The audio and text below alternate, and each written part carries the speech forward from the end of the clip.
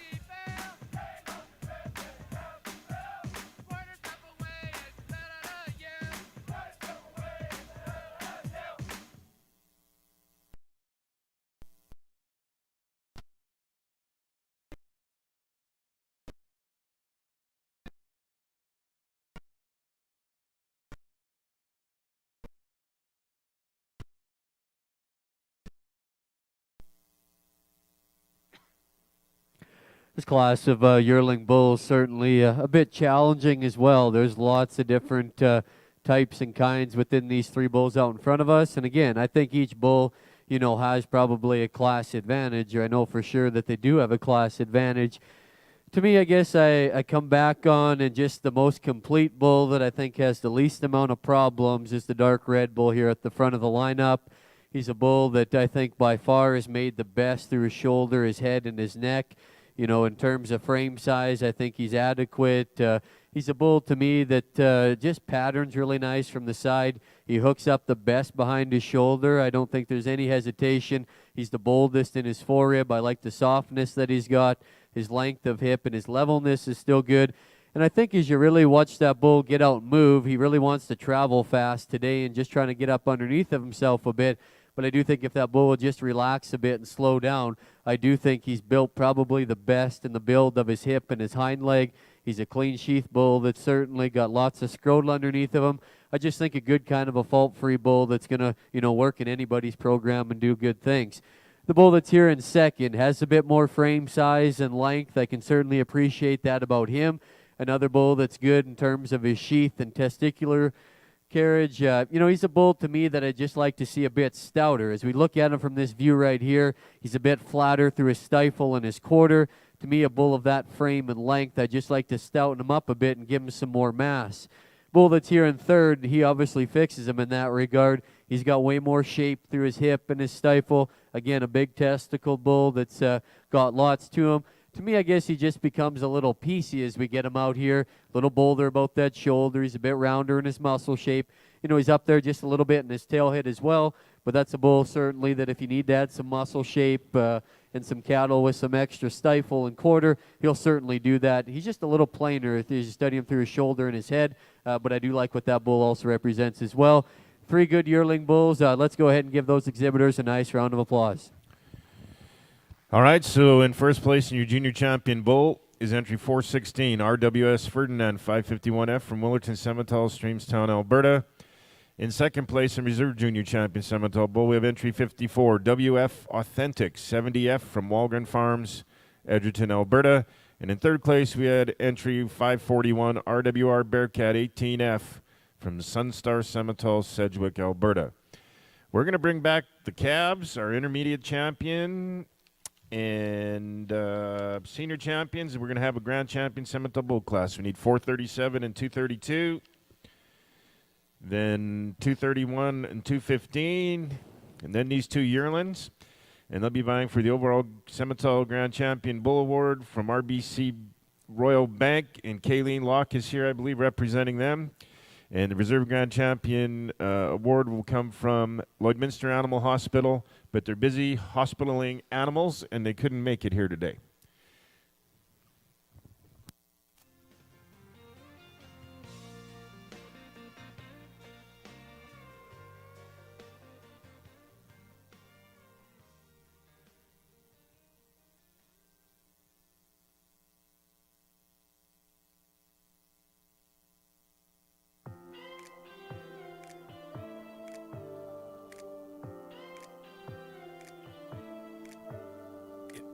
Hey Dad, can I borrow the keys? Gotta get that homecoming queen. She's looking like 100 degrees. Come on. Hey radio, give me a chance. Play one that makes her dance. Got me in the palm of her hand. Wheels spin fast. She slides close. Speakers blast. Days of gold. Cars, girls, and the radio. We knew everything then that we needed to know. It was happy, baby, are you ready to roll? Cars, girls, and the radio. The radio. Eyes shining like indigo, stars falling like dominoes. Every kiss giving you vertigo. We were either driving through town or parked somewhere making out. Yeah, life was simple, no doubt. Oh, what revolved around cars, girls, and the radio. We knew everything then that we needed to know. It was happy, baby,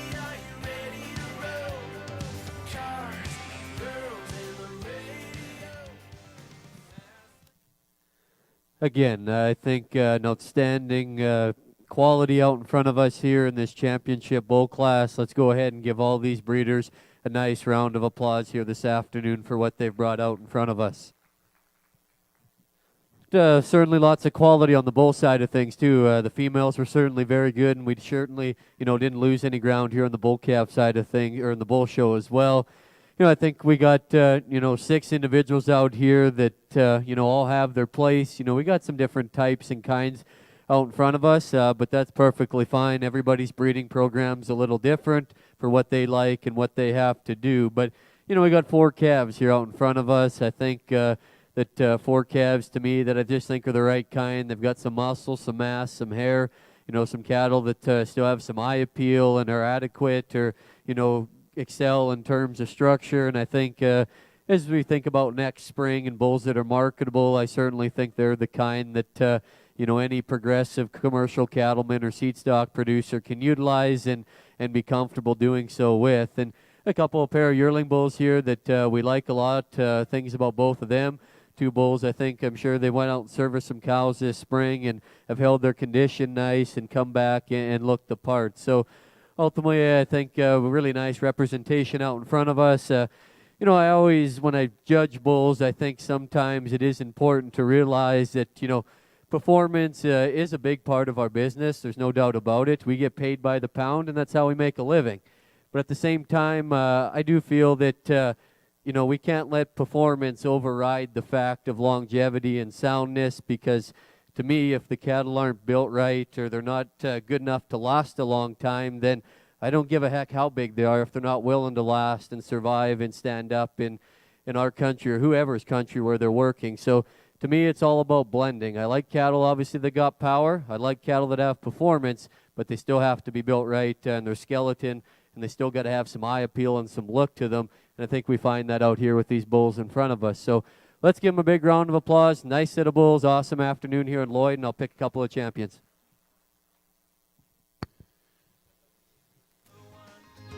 Make it a strong one. We're gonna have some fun tonight. Just like the other one. Make it a double run. We're gonna cast away tonight. And your junior champion bulls, your grand champion Simmental bull. He is entry 416, RWS Ferdinand 551F from Willerton Simmental to Streamstown.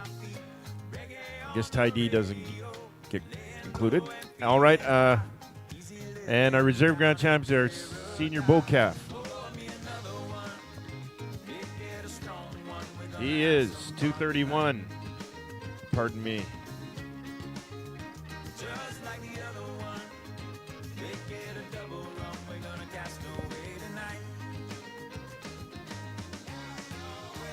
Macintosh Classic 44G. My pages were crumpled.